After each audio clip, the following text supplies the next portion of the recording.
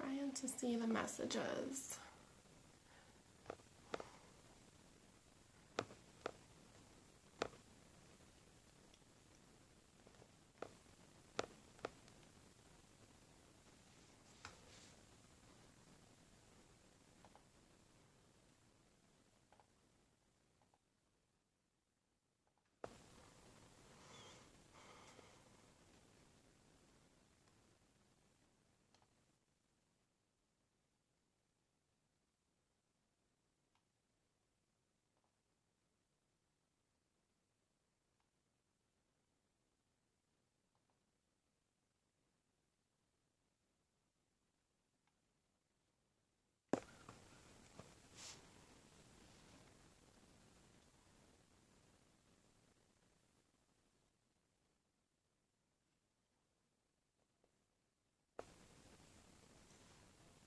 All right.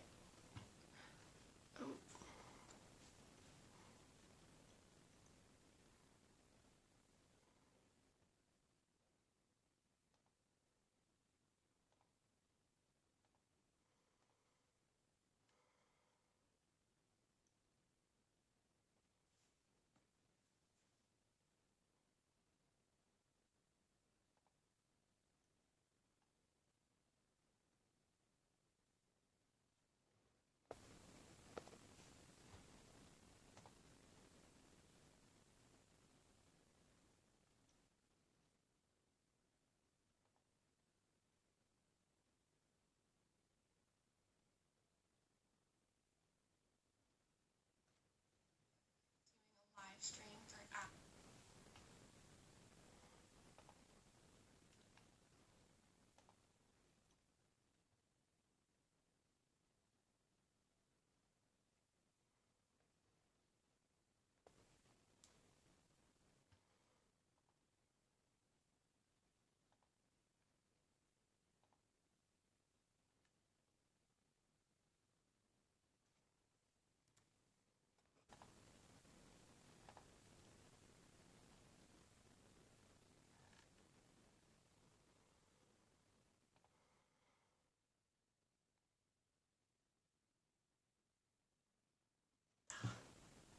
Okay. Sorry guys, trying to figure this out.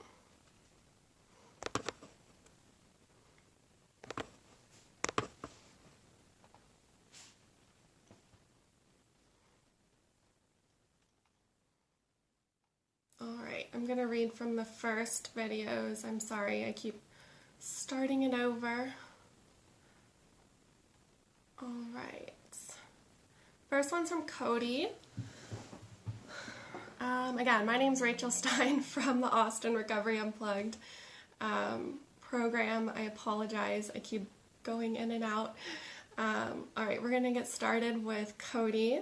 Says, you're from the marketing team in Orlando. Thanks for being here. Hi Cody, thank you. Hi Anna, it's my boss. Alright, T. Hi Rachel, what are your thoughts on Suboxone or opiate maintenance drugs? My son's father swears he's not using. Been on Suboxone for years, I'm fairly certain. So Suboxone and opiate maintenance drugs, they are beneficial. It's called what's it called? Spacing on the name. Basically it lowers the risk of relapse on using the needle for heroin or other ways that could, it's managing the risk, right? And so it's lower risk to use those meds than it is to use heroin. And so it's definitely something that we do at Recovery Unplugged. I see a lot of people benefit from it. Suboxone, we're kind of staying away from a little more and doing Sublocade, which is a monthly injection, which is really awesome because it takes away the human error to abuse it. But Suboxone has been known to be abused. But I really love Suboxone, I love Sublocade. I think that, and then there's Vivitrol, which helps block the opiates, and it's really beneficial. I've seen a lot of people do really well on those drugs, those medications.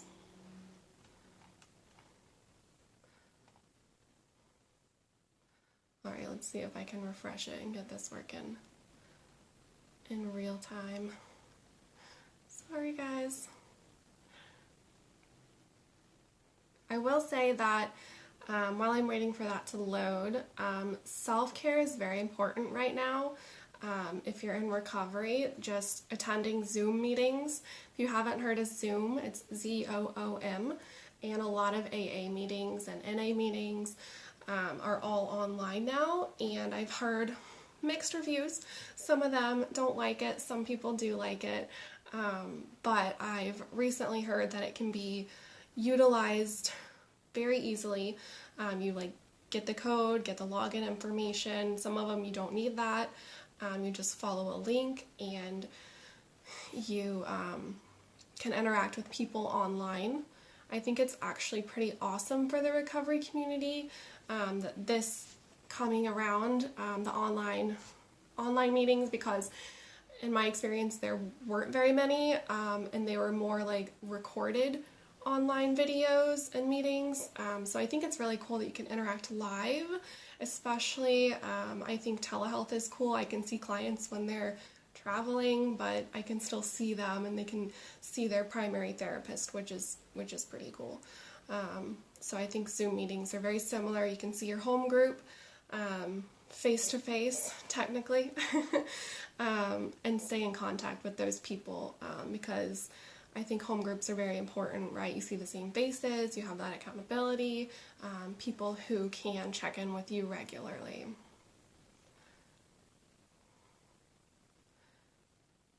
I apologize if I'm not answering the questions being listed. I'm trying to get it to load for me. I'll get to them whenever it pops up. Let's see. If you're feeling isolated, I think the Zoom meetings really help. Attending programming, we're doing it online through that as well. Isolation can be a big thing for addiction. I see a lot of people relapse because of it whenever there's not a pandemic. So with the fact of the pandemic happening and the mandatory isolating, it's definitely important to get connected to people in any way that you can that is healthy. And so using the phone more, calling them, shooting emails, texting people you don't normally text, just staying in touch. Really, I've seen a lot of people post like alone together as a phrase, and I think that's very important right now, especially because isolation is a #1 trigger for addiction. There's science proving that connection is really important for addiction and mental health. It's the opposite of addiction is connection, is what they're finding out. So this time is very important to stay connected.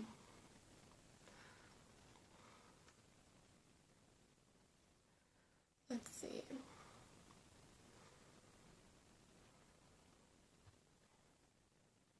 Still not seeing the questions.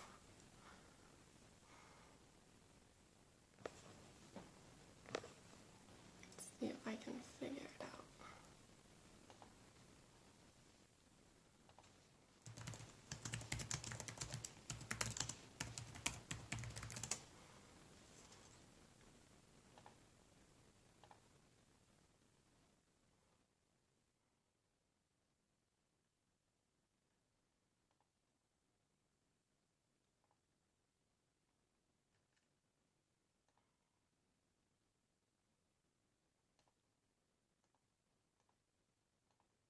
Gabby, if you're there, help.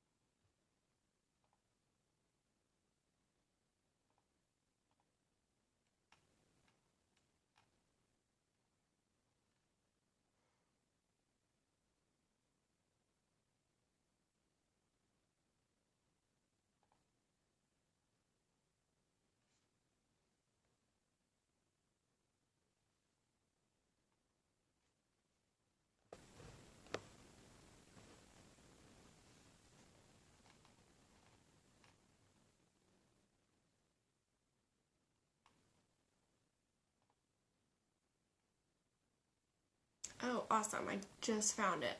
Okay. I think I found the right one. All right. Jason. Okay. What are some tips on starting a healthy routine? Oops, mute myself. All right. We're here. What are some tips on starting a healthy routine? Routine is very important. I really appreciate that question. Schedules are out the window right now. Jobs are scarce, and so it's important to, if you can find a job, get a job, find a schedule. But in your free time, and if you don't have a job, make a schedule. I've been working with my clients on this a lot. Make a schedule for yourself, a daily schedule if it has to be the same thing every day, or a to-do list that can help you stay sane. Routines are very important for recovery, for mental health. They help us as humans stay making goals for our life. They help us stay stable, and so it's very important to have a routine. Some tips would be write down your to-do list, write down some goals you would like to work on. This is the perfect time. We all have a lot more time now where we're not out and about, and so write down some goals that you have, do some brainstorming. I've been doing that a lot with my clients lately, is let's see where you want to be in like the next year or 5 years, and how can we start setting smart goals to get there. Goals that are specific, measurable, attainable, realistic, and time-bound. Trying to set some of those to help yourself move forward and not feel stuck in a rut. It's definitely important to do that. Make your coffee, wake up at a certain time, make your coffee, hit a meeting in the morning, do some journaling, do some step work, call some people in the afternoon, hit another meeting in the evening, make some dinner, learn to cook, research some stuff, start expanding your coping skills list. This is the time to do it. We have all the time in the world. James King says to find an accountability partner that can hold your feet to the fire. That's very important. Find a sponsor, mentor, friend, therapist, people who can hold you accountable, your family, people who know you, who can say, hey, like, are you doing the right thing? That's very important. Recovery, pandemic or not.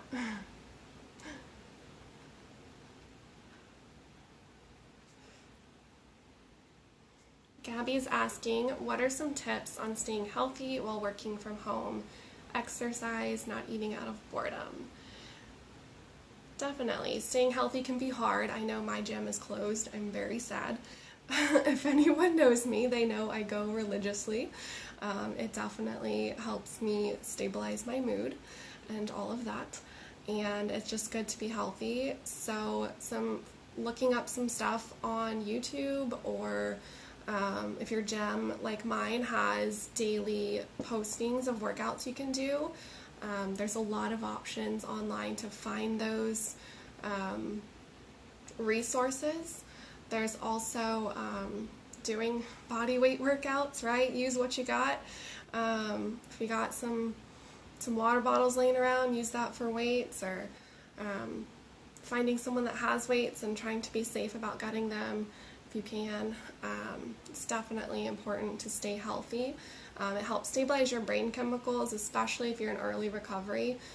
It can be very beneficial to help your brain chemicals stabilize when they're a little out of whack when you're first getting sober. It's definitely important. Gabby asked specifically about eating out of boredom. It's definitely a thing that I hear happening. So maybe trying to keep your hands busy, have a water bottle by you instead. If you vape, have your vape with you. Trying to keep things away from your face. If you journal, do a journal, fidget spinner, anything that can keep you occupied. Or even doing things that aren't as much eating, like mitigating the problem. So it's like Jolly Ranchers is what I've been doing. So one Jolly Rancher is better than a bag of chips. And so just trying to manage with what we've got right now. Let's see. Also, taking breaks I think is very important for being healthy and staying active. Take many breaks. There's studies that show you can't focus for more than a few hours, so be sure to step out every few minutes, walk around your house if you're working from home, get a little change of scenery, and then come back down and get back to work. Definitely important. Also, I think water intake is very important. It's proven to show that your mental health increases whenever you are drinking enough water, and if you're not out and about, you might not be drinking enough water. So be mindful of that. It's very important. And a sleep schedule is very important. I mentioned schedule earlier. Get on a good sleep routine so that you can get a good night's sleep. It helps reset your brain, reset your body. I think that's really important to staying healthy. I see T asked a question. I said it in the other video. I apologize. I just skipped it because I mentioned it in the other videos. Technical difficulties here, so I'll repeat it again. You asked about Suboxone treatment for opiate disorders. It is possible to abuse Suboxone. I've heard of that being done, and we do offer that at our center, but we're leaning more towards Sublocade, which is a once a month shot that lowers the user misuse or error. And I really love it. I've seen a lot of people stay sober who have struggled over the years. I've been in the addiction treatment area for about 5 years, and I've seen clients come in and out here and at other centers, and it's definitely helping people stay sober. I think the Sublocade shot is amazing.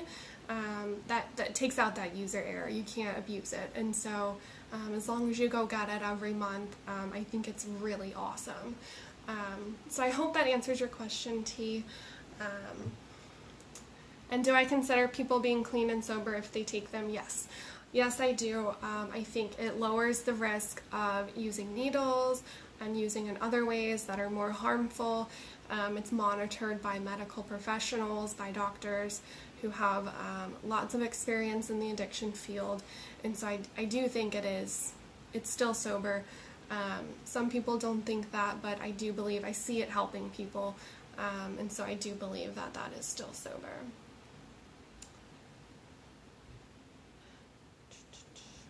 Let's see.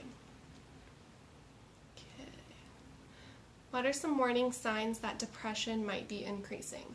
So signs, that's from Anna, my boss. Signs of depression are sleeping more, feeling lethargic, not being interested in your normal activities, getting irritable. Anger and irritability is a lesser known symptom of depression. Let's see what else. Crying a lot, feeling more emotional, being a little more moody. So good tips for that would be to journal, check in with yourself, see what's going on. Again, routine helps with that, and self-care just in general, like doing enjoyable activities is very important. So get back into the things you like. We do a lot of music here, so if you're a musician, get into writing songs. It's the perfect time. We have all the time in the world. So get into your music, get into your hobbies. It's very important to stay connected as well. Again, like doing the Zoom meetings, calling people more, maybe checking in, getting out of yourself, checking in with people who you don't talk to as much, working on your steps if you're doing 12 steps, and getting through those. You have all the time in the world to work on that 4th step and get through them and start to sponsor people. I see people laughing at that one. I'm all about, you have all the time in the world to work on your goals right now, so start working on them. Definitely, if you're staying connected to your future, your passions, then it really helps your depression. It's very important to stay connected to feeling like you have a purpose in life, and so whatever your passion is, try to get in touch with that. I recently was talking with a coworker about, I believe it's a Japanese word that talks about being connected to your finding things that you are good at, that you're passionate about, that help others, and that you can make money off of. And that's like it's like a Japanese term. I forget the name of it. I apologize. Maybe someone can post it in the comments, but it's all about, like, if you can find those 4 things, then you can, like, succeed with that, whatever you choose to do that matches those 4 things. Again, that's something you're good at, something that helps others, something you can make money off of, and, oh, I just lost the last one. I apologize. Oh, man. Let's see. Hi, Tony. If you need someone to work out with, Tony's a good guy.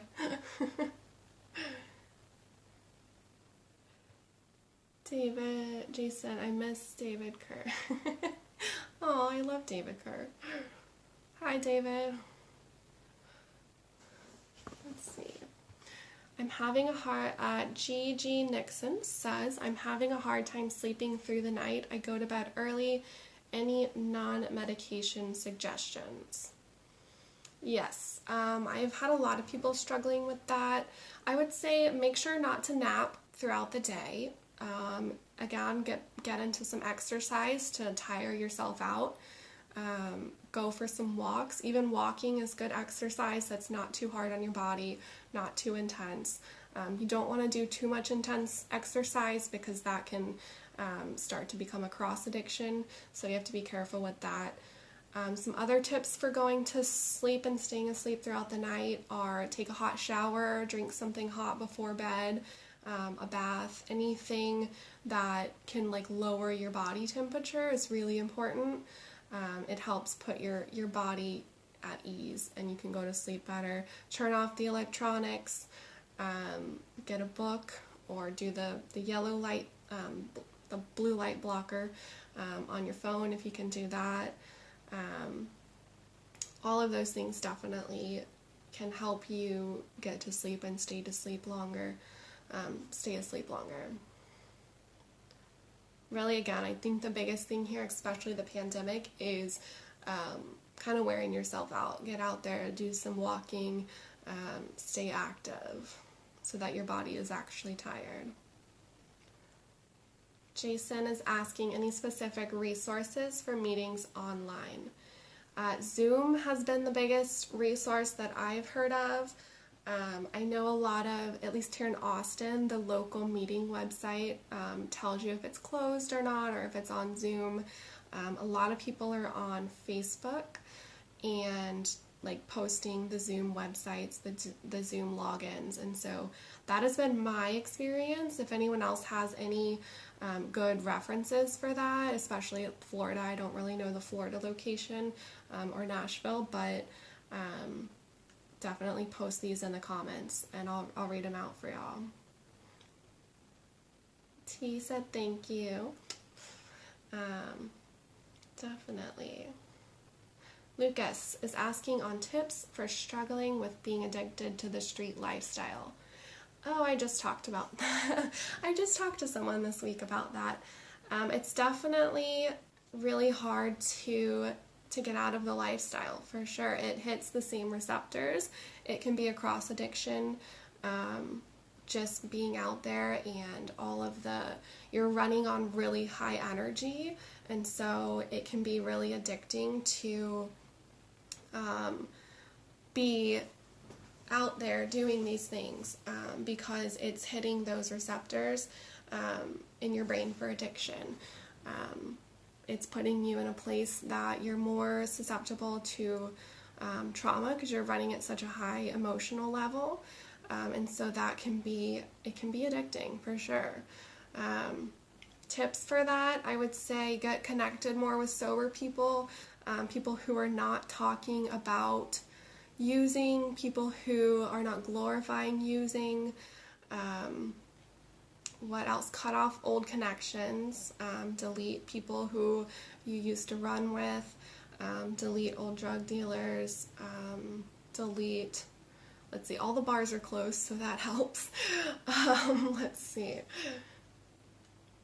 Other tips for being addicted to the lifestyle. Let's see. I think it's mostly like cutting off people that you were with and working on your mentality. Maybe make a pros and cons list of going back out to that lifestyle and against the pros and cons of the sober lifestyle. I do a lot of that with my clients, and it seems to help to put it down on paper, to actually see it, voice it, make it more real, because once you put it out into the universe, by doing that, it can really help kind of see that there's more pros to sobriety than there is the street lifestyle. And I think with that question, a lot of people say they are addicted to selling drugs, and so that's huge. It's a huge cross addiction as well, and so I would definitely talk to your therapist about it.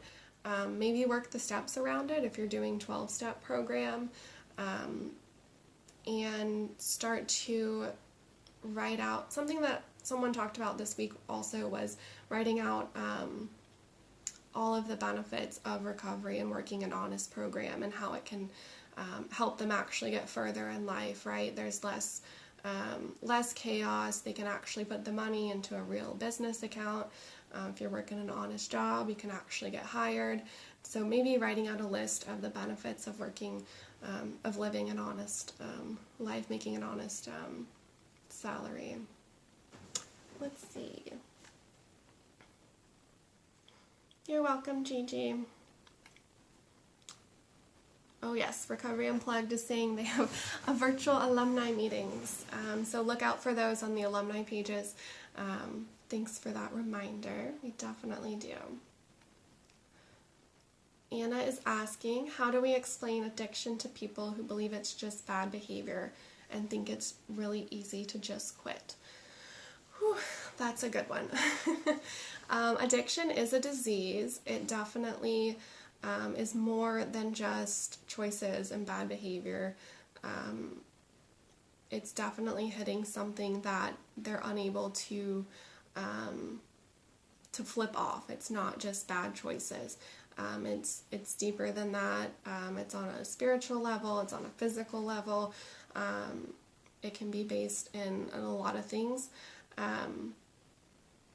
But the biggest thing is that it is physical. It is a disease. It's similar to, I always compare it to like diabetes, where if you're not taking your medicine every day and doing the actions that keep you away from being unhealthy with that, it's the same as addiction. If you're not going to your meetings regularly, if you're not checking in with your psychiatrist or therapist regularly, you're not working on your step work regularly, it's the same. You're not taking your medicine, you're likely to relapse. Just like if you're not doing your insulin every day and monitoring your blood sugar with diabetes, you're going to relapse with the diabetes stuff. So it's very similar to that. It can be really hard for people to get sober when they're around people who say it's bad behavior, and it's just easy to quit, just put it down, because you can't, it's really hard to put it down. You can't just do that unless you get treatment, you go to detox and physically get help to get off the drugs and alcohol, and so it can be actually pushing people away from getting sober by making comments like that. So it's really important to not shame people who are struggling currently with addiction. It's very important to support them and encourage them to get help. Yeah. Any other questions? I want to go back to the alumni meeting. It's really awesome. I know that they would meet weekly here in Austin, and I see all of my old clients. That's great. So I used to stick around and hang out. I was going to check one out next week, try to like jump on the Zoom meeting, but I believe they posted on the Facebook alumni pages So get connected to that to get that information. I know a lot of our alumni people reach out to you all the time, so just respond to them and ask, hey, can I get that alumni meeting information? It's definitely a really good way to stay connected. I love our alumni. They're so great.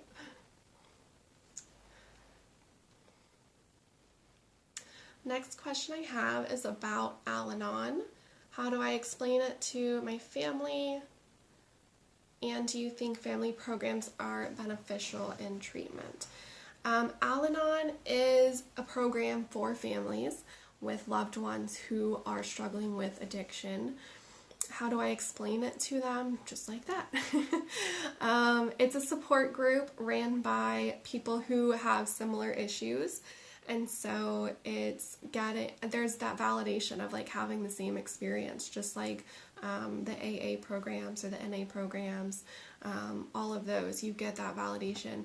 You have shared similar experiences and you can work on them to work towards solution. It helps you find how to set boundaries with people in appropriate ways. I like to say, if you're not doing Al-Anon and you're not setting boundaries, you're setting yourself on fire for someone who doesn't want to even be lukewarm. And that can be a detriment to your own mental health, your own sobriety. And so it's a good tool to find out how to set boundaries and how to help yourself as well, because addiction is a family disease. It affects everybody. Usually people come to us as the designated patient. Their family thinks, oh, it's just you, but it's really not. Everyone has a part in it. Even if you're just enabling them, that's still a big part in addiction. And so it's good to look at how do you mitigate your own behaviors that are contributing to this addiction. And family programs and treatment are very helpful. There's studies coming out that family involvement and support, or chosen family support and involvement, can help people stay sober longer and have a more meaningful, connected recovery. And so if you can support your loved ones in treatment, I think it's very important and very beneficial. We have important guidelines to include family and chosen family, and there's reasons behind that because it's proven to help keep people in treatment and keep people sober. It's very important to support your loved ones. Currently with the pandemic, we do have limited resources for family program, but we're doing a lot of family sessions on the phone or online, sending emails, and so if your loved one's in a treatment program, I would definitely reach out to their therapist or their case manager to get an update on their treatment and maybe ask for a family session. It's definitely very important. And once all this lockdown is over, definitely attend the family programs. I know we do them every few months, and we were planning to do one soon. It got canceled because of the pandemic, so if your loved one is involved in treatment, definitely jump on board for that family program. We do a lot of fun stuff if you're coming to ours. And there's a lot of good information. The next question is, what can we do if we're in a social distance situation that is hard on our mental health, family, roommate, etc.? Right, if you're stuck in a situation that is unhealthy for your mental health, if you can, try to make a plan to get out of that situation. If you can't get out of it, it's all about learning to cope with what you're going through. This is a perfect time for all of us to learn to sit with ourselves and learn to set boundaries better, so that we can escape from the family and the roommates that might be overbearing. Try to get out the house a little more by walking, but keeping your mask on.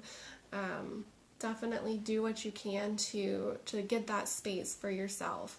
I have people doing sessions in their cars to have a therapy session, or asking their roommates to leave the room so that they can have a session that's private. I had someone at the grocery store, probably not the best time to have a session, but it definitely is a way to get away from people who might hear. Going to a park if you can, getting out and about just to like get away from it all. Really make time for that self-care.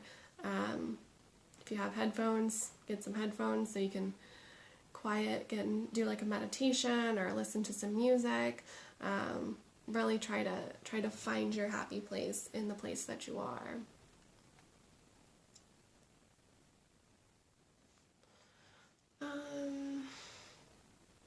Rick, I don't understand your question. Triggers, you asked something about triggers. It's good to know your triggers. I think it's really important to know them so that you can avoid being around them. They say people, places, and things can be triggers. And so I'm all about finding what are my relapse triggers and what are my recovery triggers. Relapse triggers are what send me back out to relapse, and recovery triggers are going to be the things that keep you in recovery. We talk about that a lot here. We do a lot of music programs, and that really helps. Music, playing music in rehab. If you listen to it here, then you hear it outside of here. It'll remind you of your time in rehab, and so doing things that you did in rehab is really important to recovery. A lot of people have recovery triggers as like going to work, feeling productive, staying in touch with their higher power, going to meetings. Art is also can be a recovery trigger. Anything that motivates you to stay sober and connected. Lisa said there's a great video called Memo to Self that's an eye-opener, so check that one out. Rick says his mom said she won't go to Al-Anon because they tell her to leave her husband.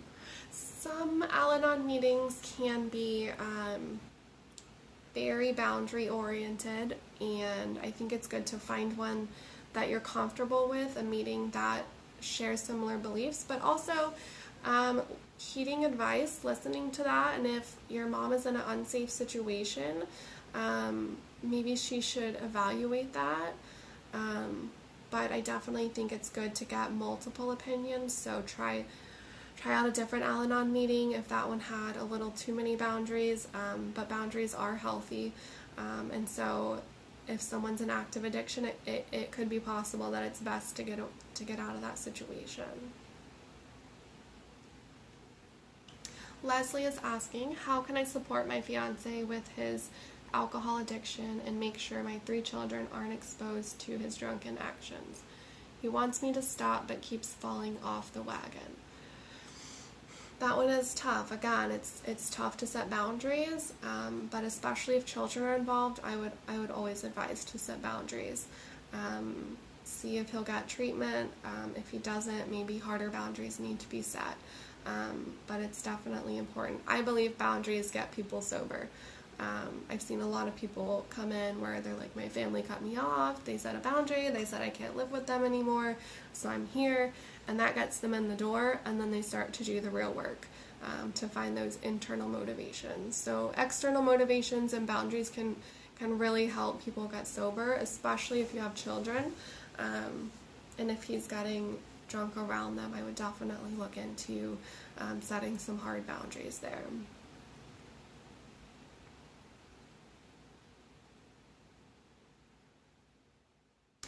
Dean says, so proud of Recovery Unplugged and all the staff. Please continue to do amazing work. Thank you, Dean. I miss you. Rick is asking, those who don't think alcoholism is a disease, would that be an emotional trigger?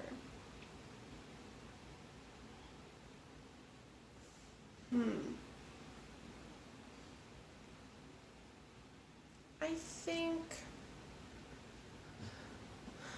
sorry, I'm trying to understand the question. It could be, I think if someone doesn't believe alcoholism is a disease, maybe they're just not informed. and maybe they need some more education about the disease model of addiction. Would it be an emotional trigger? It could be if someone has a different disease and they don't see addiction as being physical. But again, I think that would just mean looking into more educational materials, talking to a therapist or a recovery coach about the disease model of addiction, because it is being proven by science that it is a disease, physical. There's physical structures in the brain that are changed. So, let's see. Anna is asking, what are some alternatives to community support besides AA or NA? Again, the alumni program would definitely be support if you've gone through our program at any level of care. I know there's Refuge Recovery, which I believe is also called Dharma. There's also Smart Recovery, which is more about like CBT, cognitive behavioral, doing that type of therapy, but in a self-managed kind of way. They both have meetings. I haven't heard of them being online, so if anyone has information on those being online, please post it in the comments. I think that would be a really good resource for people. Also, getting in touch with the individual therapist or going to treatment are definitely really good alternatives. I know ours in Austin, there is Communities for Recovery as well that is offering free services still going on. If you got a peer recovery coach, you can get a free bus pass. So that's really good. Speaking of community supports, also I heard people are still getting food stamps. So that's also something to be aware of. I know Clean Cause, I think, is still giving out scholarships. There's still churches in the area giving out scholarships for sober living support. So look into those. Talk to somebody about that. Leslie, you're welcome.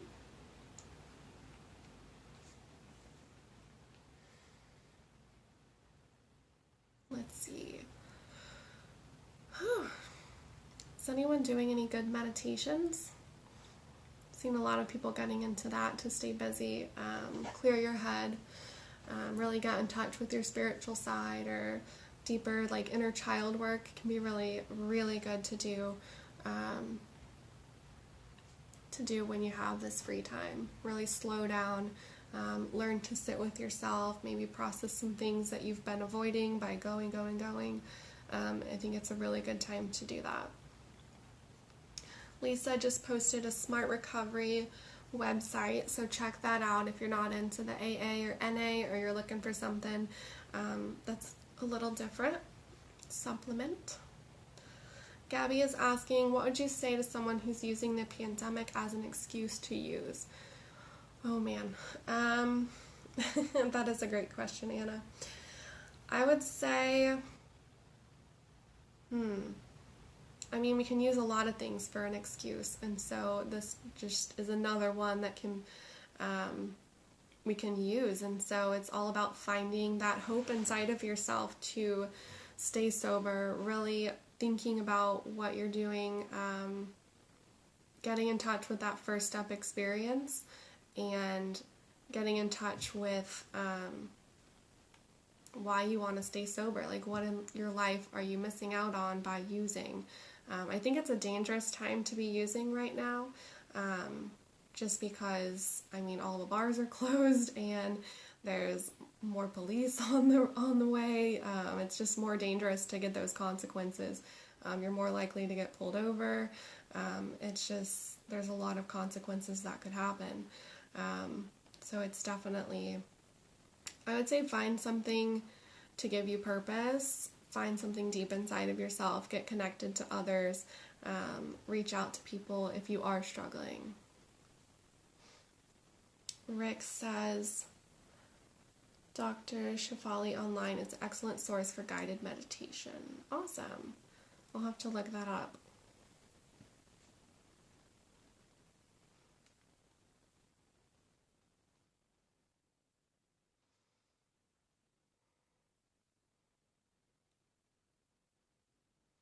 Anyone else have questions? Got a few more minutes left. I'm glad I figured out the technical difficulties. Let's see. How do I talk to my children about my disease? They're 5 and 12. That's a good question. So children are in developmental stages that are not the same as adults, and so it's good to be careful with how you talk to them, but it is good to be honest about addiction, especially if it runs in your family, because addiction is genetic. Many people who struggle with the disease of addiction have family members, either on one side or both sides of their family, that also have struggled with addiction. So it's really important to talk to your children about it as well, because especially age 12, they're going to be, I usually see people getting offered drugs around age 12, 13. Most of my clients come in, they're like, oh yeah, I experimented at that age.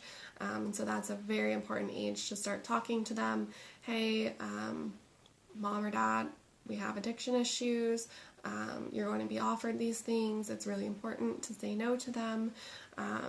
Come to us if you ever do experiment, all of that stuff. Really be an open, not too open of a book, but definitely a place for them to come, a safe place for them to come, and talk to you about if someone does offer them drugs. It's really important to again use affirming languages and not shaming languages, like that's bad, drugs are bad, or things like that. Like, they are bad, but it's important to really talk with them about the consequences that could happen, especially if it's running in your family. Maybe 5-year-old, definitely that one's kind of hard because they're not really going to understand it as much, but using language that they understand, asking your therapist, how do I talk to my 5-year-old about it? But I would say, mommy and daddy are sick, we're getting help with it right now, we have to take our medicine, so we have to go to this meeting. Kind of language like that a kid would understand, a little more like concrete language, things like that. Love it is so down, waking up crying daily. Oh, I'm sorry to hear that. What are you doing to stay connected? I wish I could give you a hug. This pandemic is definitely a struggle, and sometimes it's good to feel your feelings. If it's daily, I would definitely reach out to a therapist or a psychiatrist, reach out to some friends and family, get that support, start talking about it. It's hard to be alone every day, definitely. If y'all have any suggestions for Love It that she can do, please post it in the comments. But my biggest suggestion is reach out to some people, reach out to us if you need help. It's definitely important to find that community.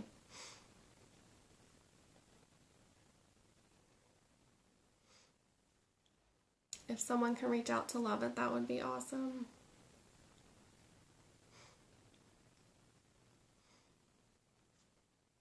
I think it's really important to take care of your mental health by getting in touch with people. I think that's the biggest thing. Calling friends, call people you haven't talked to, take that big step. It can be hard to pick up the phone, but it's so important. Stay connected. It's definitely, we're finding every day now they're coming out with studies that say connectedness is so important to helping us live longer, helping us avoid addiction, helping us avoid mental health issues. It's pretty cool stuff coming out. Rick says, I hope see my doctor tomorrow, hopefully can reduce my use. Definitely talk to them about things that you can do to help yourself. See if there's medications that can help you. It's definitely important to get that medical help. I'm glad you're seeing a doctor. Oh, Lisa, I love that. Support for Love It. You are loved, you are cared about. I know it can be hard to feel alone.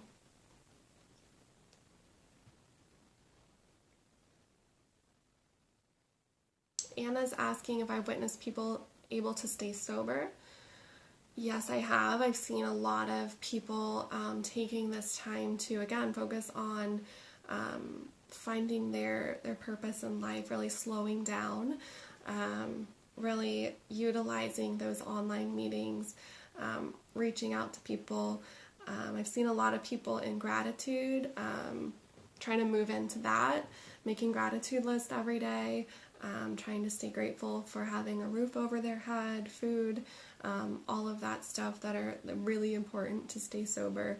I've seen a fire under a lot of people who were struggling and just kind of like complacent, and now they're moving a little more, actually.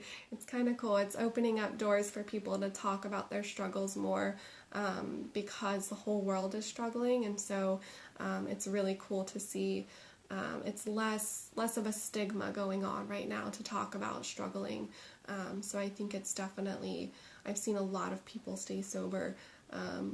And actually I think a lot, our relapse rate feels like it's been down lately. Love it. It's hard to talk to your family. Do you have chosen family? That's like friends, people outside of maybe your immediate family that are that you choose to be around. It's really important to have those, to have people like that in your life that you can feel connected to. So I really encourage you to find chosen family. Maybe get into some meetings and start talking about your struggle with your family. Talk about feeling alone. Sometimes just talking about it can really help you feel better and get that support, right? Lisa wants to be your family. She's saying to message her. I love that, Lisa. Rick. Ooh, nice. 11 months sober. Awesome. How am I taking care of myself? Burnout is a challenge working as a therapist. It definitely, it's a lot.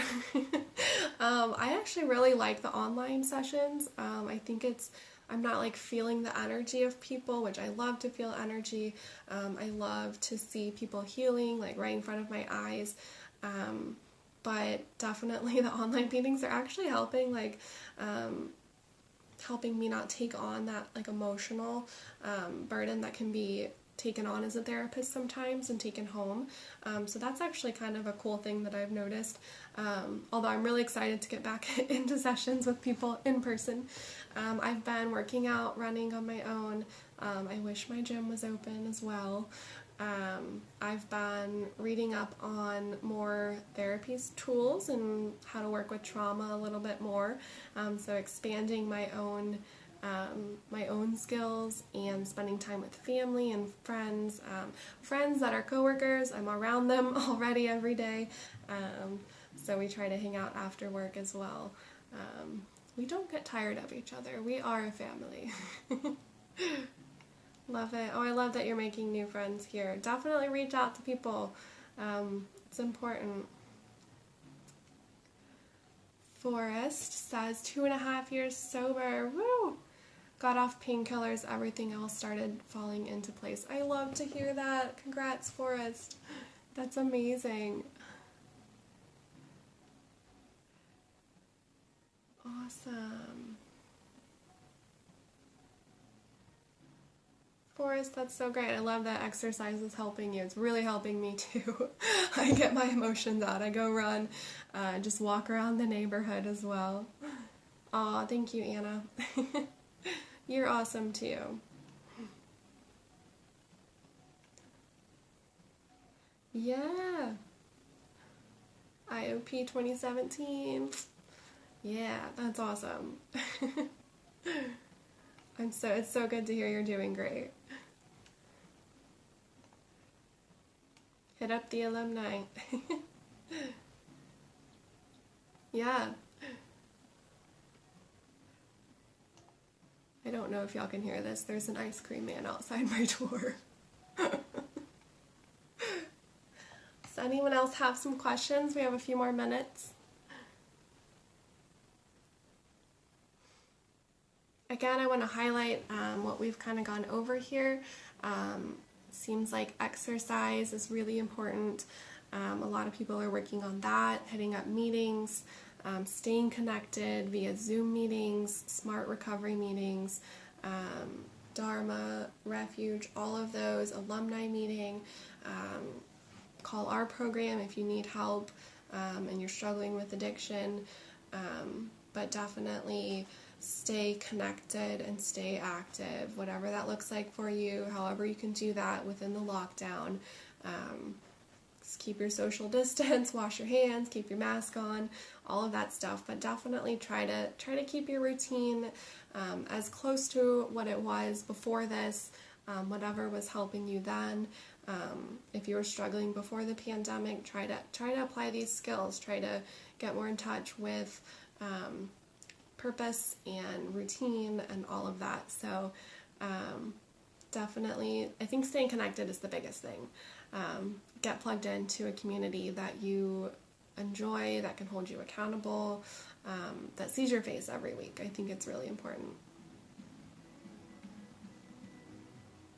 All right. Not seeing any more questions, so I'm going to head on out. Thank you guys for sticking around with me and asking questions.